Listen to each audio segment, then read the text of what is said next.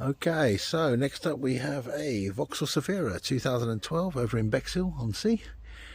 This has an ignition that has failed, so at the moment the ignition won't turn, so we're going to get on and repair this. Stay tuned. Okay, back with the Vauxhall Zafira, and we have now got the ignition sorted. We have repaired that, got it nice and free as you can see. This wasn't moving at all when I got here. There we go.